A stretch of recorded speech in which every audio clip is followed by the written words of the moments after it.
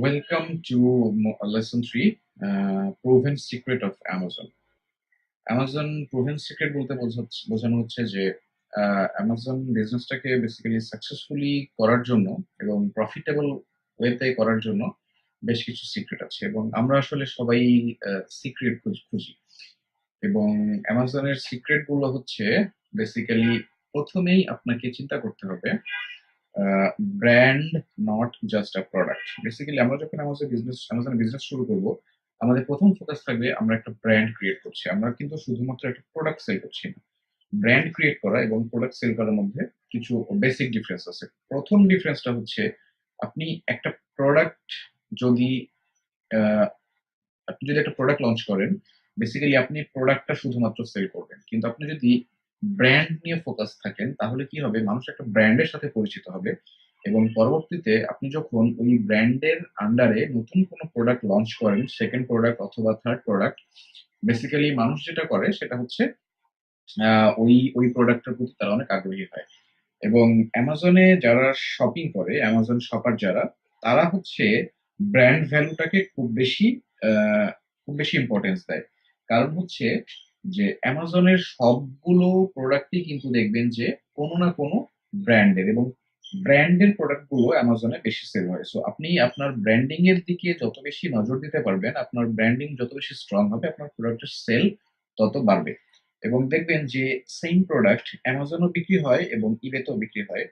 আপনি যখন ইবে থেকে কোনো প্রোডাক্ট কিনবেন, কখনোই আপনি চিন্তা করবেন না যে এটা কোন ব্র্যান্ডের প্রোডাক্ট। আপনি দেখবেন যে প্রোডাক্টটার দাম কত এবং প্রোডাক্টটা আপনার বাইং ক্যাপাসিটির মধ্যে আছে কিনা, এবং প্রোডাক্টটা আপনি জাস্ট দেখবেন যে প্রোডাক্ট আপনি যেটা দরকার আপনি সেই প্রোডাক্টটা পাচ্ছেন কিনা।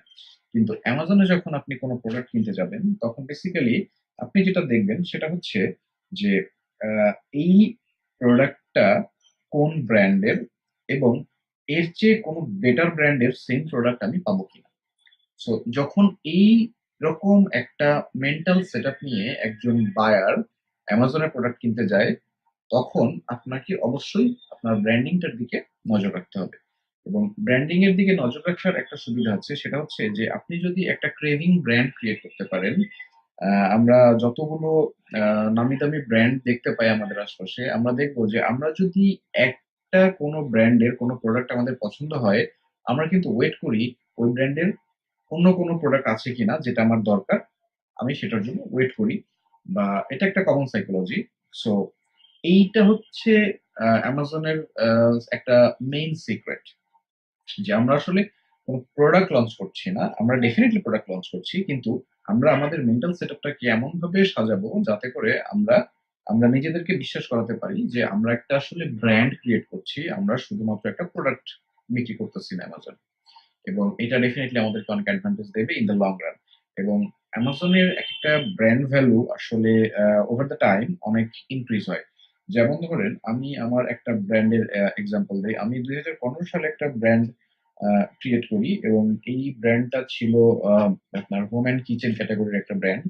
এবং আমি এই ব্র্যান্ডটার প্রোডাক্ট ছিল মাত্র দুইটা প্রোডাক্ট দিয়ে আমি এই ব্র্যান্ডটা ক্রিয়েট করি। এবং 2016 সালের আহ, শেষের দিকে 2016 সালের শেষের দিকে আমি যখন ব্র্যান্ডটা সেল করার প্ল্যান করি, এবং এটা ছিল জাস্ট আমার পার্ট অফ দ্য এক্সপেরিমেন্ট, যে আসলে একটা ব্র্যান্ড ভ্যালু বলতে কি বোঝায় বা অ্যামাজন একটা ব্র্যান্ডের ভ্যালু কিরকম থাকে, এটা বোঝার জন্য। সো তারপর আমি যেটা করলাম যে আমি একটা এজেন্সির সাথে যোগাযোগ করলাম এবং তারা আমার ব্র্যান্ডের একটা ইভ্যালুয়েশন দিল, এবং সেই ইভ্যালুয়েশনটা দাঁড়ালো অ্যারাউন্ড $45,000। এবং কোনো প্রোডাক্ট, কোনো মানে কোনো ইনভেন্টরি ছাড়াই শুধুমাত্র এই ব্র্যান্ডটা কেনার জন্য একটা ভ্যালুয়েশন হলো, সেটা হচ্ছে $45,000। তার মানে হচ্ছে যে আমি 2015 সাল এবং 2016 সালে তো যে প্রোডাক্ট গুলো সেল করলাম, সেই প্রোডাক্ট গুলো সেল করে যে প্রফিট আসছে আমার, সেই প্রফিট তো আমার কাছে রয়ে গেল। এবং আমি যদি ব্র্যান্ডটা সেল করে দিতে চাই ইনভেন্টরি ছাড়াও, আমি শুধুমাত্র এখানে ব্র্যান্ড সেল করার মানে হচ্ছে আমি ব্র্যান্ডের নেমটা সেল করতেছি।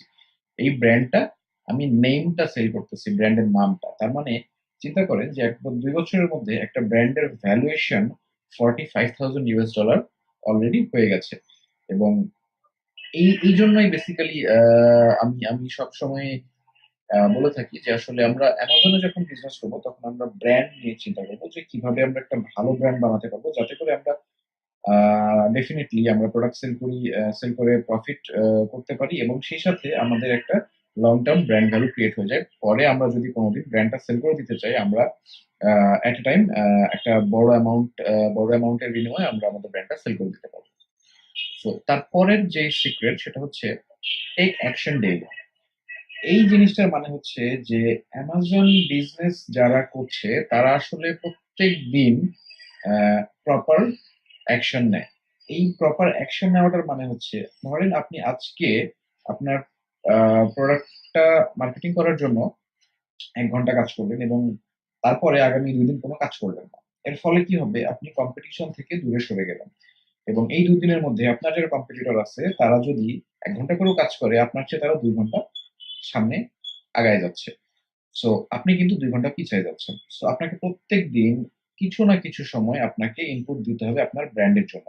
কারণ আমি অলরেডি একবার বলেছি যে আপনি কিন্তু ব্র্যান্ড ক্রিয়েট করছেন। আপনি আপনার প্রোডাক্ট শুধুমাত্র একটা প্রোডাক্ট সেল করছেন না।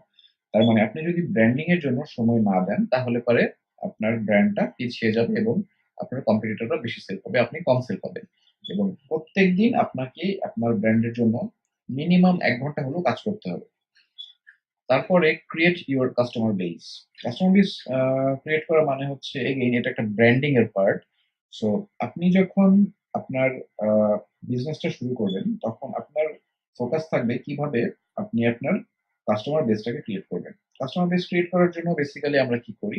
আমরা আমাদের ইউটিউব চ্যানেলে ভিডিও পোস্ট করতে পারি আমাদের প্রোডাক্ট রিলেটেড। আমরা ইনফ্লুয়েন্সারদের সাথে যোগাযোগ করে ইনফ্লুয়েন্সার মার্কেটিং করতে পারি। তারপরে আমরা আমাদের ফেসবুক ফ্যান পেজ বা ফেসবুক গ্রুপের মাধ্যমে আমরা প্রোডাক্টের প্রমোশন করতে পারি এবং এই প্রমোশন গুলো করার ফলে যেটা হচ্ছে ধরেন যে আপনি আজকে 1,000 জন মানুষ আপনার প্রোডাক্টটা দেখলো বা আপনার ব্র্যান্ডের সম্পর্কে জানলো।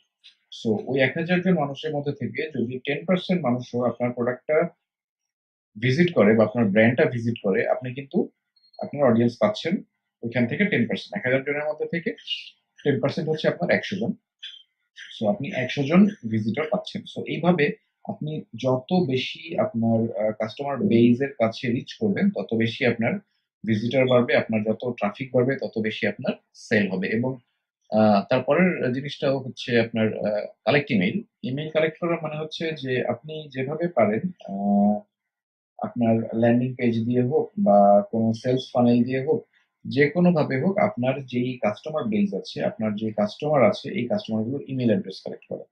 এবং কিভাবে ইমেল অ্যাড্রেস কালেক্ট করতে হয় এগুলো আমি মডিউল আছে, মডিউলে আমি ডিটেল এক্সপ্লেন করেছি। সো আপনি মডিউলটা অবশ্যই দেখবেন। এবং এর পরেরটা হচ্ছে আপনার কনসিস্টেন্সি। কনসিস্টেন্সি মানে হচ্ছে যে আমি প্রত্যেকদিন আমার ব্র্যান্ডের জন্য কাজ করব। এরকম না যে আমি প্রত্যেকদিন 4 ঘন্টা করে 3 দিন কাজ করলাম এবং তারপরে আমি 3 দিন রেস্ট নিলাম। এটার চেয়ে বেশি ইফেক্টিভ জিনিসটা হচ্ছে আমি আগামী 7 দিনই 1 ঘন্টা করে কাজ করলাম। এইটা আপনার কনসিস্টেন্সি।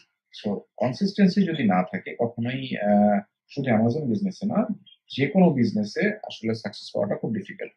সো কনসিস্টেন্সিটা আপনার থাকতে হবে, আপনাকে হার্ড ওয়ার্ক করার মেন্টালিটি থাকতে হবে। তাহলে পরে আসলে অ্যামাজন বিজনেসটা খুব বেশি ডিফিকাল্ট কিছু না। এরপরে রিনস এন্ড রিপিট। এর মানে হচ্ছে যে আমি আপনাদেরকে এই পুরো কোর্সে যতগুলা লেসন দিচ্ছি বা যতগুলা স্ট্র্যাটেজি নিয়ে কথা বলবো প্রত্যেকটা স্ট্র্যাটেজি আপনাকে ইমপ্লিমেন্ট করতে হবে। এই প্রত্যেকটা স্ট্র্যাটেজি আপনি দেখবেন, দেখার পরে ইমপ্লিমেন্ট করবেন এবং ইমপ্লিমেন্ট করার পরে জিনিসটাকে আবার রিপিট করবেন। যেই স্ট্র্যাটেজিটা আপনার জন্য কাজ করবে সেই স্ট্র্যাটেজিটাকে আপনাকে বারবার রিপিট করতে হবে। অ্যামাজনে মার্কেটিং এর জন্য বেসিক্যালি অনেক রকম স্ট্র্যাটেজি আছে। আমি সবগুলো স্ট্র্যাটেজি আমি মার্কেটিং এর জন্য যে মডিউল আছে সেই মডিউলে এক্সপ্লেন করেছি। সো বেসিক জিনিসটা হচ্ছে এখানে যে প্রত্যেকটা প্রোডাক্ট ডিফারেন্ট। আমি যে প্রোডাক্টটা লঞ্চ করবো বা আপনি যে প্রোডাক্টটা লঞ্চ করবেন এই দুটো প্রোডাক্ট ডিফারেন্ট হবে, অথবা আরেকজন যে প্রোডাক্টটা লঞ্চ করছে সেই প্রোডাক্টটাও ডিফারেন্ট। সো প্রত্যেকটা প্রোডাক্টের জন্য বেসিক্যালি মার্কেটিং প্ল্যান গুলো ডিফারেন্ট হয়। যেমন হোম অ্যান্ড কিচেন ক্যাটাগরির যদি একটা প্রোডাক্ট আমি লঞ্চ করি সেটার জন্য আমার একটা মার্কেটিং প্ল্যান থাকবে, আমার একটা ডিফারেন্ট একটা অডিয়েন্স বেস থাকবে। কিন্তু আমি যদি অটোমোটিভ ক্যাটাগরিতে একটা প্রোডাক্ট লঞ্চ করি তাহলে পরে আমার সেই কাস্টমার বেসটা ডিফারেন্ট হবে আমার এই কাস্টমার বেসের চেয়ে। তাদের বিহেভিয়ার ডিফারেন্ট হবে, তাদের সোর্সটা হবে ডিফারেন্ট। আমি তাদেরকে ডিফারেন্ট সোর্স থেকে কালেক্ট করবো। সো প্রত্যেকটা প্রোডাক্টের জন্য ডিফারেন্ট ডিফারেন্ট কিছু স্ট্র্যাটেজি সেট করতে হয়।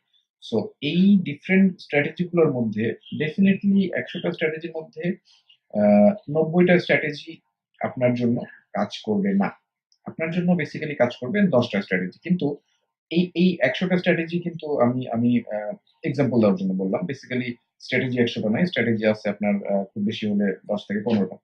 সো বিষয়টা হচ্ছে যে আপনার প্রোডাক্টের জন্য যেই স্ট্র্যাটেজিটা কাজ করে সেই স্ট্র্যাটেজিটা আপনাকে আগে খুঁজে বের করতে হবে।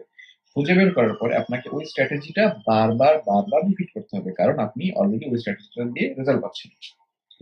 সো এটাই হচ্ছে রিন্স এন্ড রিপিট। এবং এর পরের ইম্পর্টেন্ট জিনিসটা হচ্ছে ইমপ্লিমেন্ট। সো বিষয় হচ্ছে যে আপনি যদি জানেন যে কিভাবে একটা প্রোডাক্ট লঞ্চ করতে হয়, কিভাবে একটা প্রোডাক্ট মার্কেটিং করতে হয়, কিন্তু আপনি জানার পরে যদি জিনিসটাকে ইমপ্লিমেন্ট না করেন, তাহলে কি আপনি কোনো সাকসেস পাবেন? অবশ্যই পাবেন না। এবং আপনার এক্সপেক্টও করা উচিত না যে আপনি যদি কোন রকম ইমপ্লিমেন্টেশন না করেন, আপনি রেজাল্ট পাবেন। এটা কোনদিনও সম্ভব না। এইজন্য আপনাকে যেটা করতে হবে, আপনি যা শিখবেন এই কোর্স থেকে প্রত্যেকটা জিনিস আপনাকে ইমপ্লিমেন্ট করে টেস্ট করতে হবে। এবং অবশ্যই এই কোর্সে যেই কনটেন্ট গুলো দেওয়া আছে বা যে স্ট্র্যাটেজি গুলো নিয়ে আমি কথা বলেছি, প্রত্যেকটা স্ট্র্যাটেজি ইমপ্লিমেন্টেড, প্রত্যেকটা স্ট্র্যাটেজি টেস্টেড এবং সবগুলো স্ট্র্যাটেজি কাজ করে। আমি গত ৪ বছর যাবত আহ, গত ৪ বছর ধরে আমি বেসিক্যালি প্রত্যেকটা স্ট্র্যাটেজি টেস্ট করে দেখেছি এবং যেই স্ট্র্যাটেজি গুলো কাজ করে এবং যে স্ট্র্যাটেজি গুলো আমার জন্য কাজ করেনি আমি সবগুলোই এখানে ইনক্লুড করেছি। কারণ আমি আগে বলেছি যে সব স্ট্র্যাটেজি আপনার প্রোডাক্টের জন্য কাজ করবে জিনিসটা এরকম না। আপনার জন্য যে স্ট্র্যাটেজি গুলো কাজ করবে আপনি সেই স্ট্র্যাটেজি গুলো ইমপ্লিমেন্ট করবেন। সো ইমপ্লিমেন্টেশনটা হচ্ছে অ্যামাজন বিজনেসের আমি বলবো যে নাম্বার ওয়ান রোড ব্লক। অনেকেই শুরু করে খুব এক্সাইটমেন্ট নিয়ে, কিন্তু কিছুদিন পরে দেখা যায় তারা তাদের আগ্রহটা হারিয়ে ফেলে। এবং আগ্রহ হারানোর ফলে যেটা হয় সেটা হচ্ছে যে আপনি সবগুলো জিনিস ইমপ্লিমেন্ট করেন না। আপনার কাছে যেটা মনে হয় যে হ্যাঁ এই জিনিসটা অনেক সুন্দর লাগতেছে, এই জিনিসটা আমি টেস্ট করে দেখি, জিনিসটা সেভাবে কাজ করে না। জিনিসটা যেভাবে কাজ করে সেটা হচ্ছে যে আপনি আপনার সামনে ১০টা স্ট্র্যাটেজি আছে, আপনি প্রথমে একটা স্ট্র্যাটেজি ইমপ্লিমেন্ট করবেন, করে দেখবেন যে সেটা আপনার জন্য কাজ করে কিনা। তারপরে সেকেন্ড স্ট্র্যাটেজি, তারপরে থার্ড স্ট্র্যাটেজি, এভাবে আপনি ১০টা স্ট্র্যাটেজি আপনি ইমপ্লিমেন্ট করে দেখবেন এবং আপনি যেটা পাবেন সেটা হচ্ছে আপনি দেখবেন এই ১০টা স্ট্র্যাটেজির মধ্যে হয়তো ৪টা বা ৫টা স্ট্র্যাটেজি আপনার প্রোডাক্টের জন্য কাজ করতেছে। সো আপনার তখন কাজ হবে ওই ৪টা বা ৫টা স্ট্র্যাটেজি যেগুলো আপনার জন্য কাজ করতেছে সেইগুলা বারবার ইমপ্লিমেন্ট করা। এবং আপনি যত প্রপারলি, যত পারফেক্ট ওয়েতে ইমপ্লিমেন্ট করতে পারবেন, তত আপনার প্রোডাক্টের ব্র্যান্ড ভ্যালু বাড়বে, প্রোডাক্টের সেল ইনক্রিজ হবে এবং আপনি আপনার প্রফিটেবিলিটি দিন দিন ইনক্রিজ হবে। বেসিক্যালি লেসন 3 এ পর্যন্তই। আমরা এর পরের লেসনে যেটা দেখব সেটা হচ্ছে যে 5 figure foundation principle. So I'll see you in the next lesson. Thank you.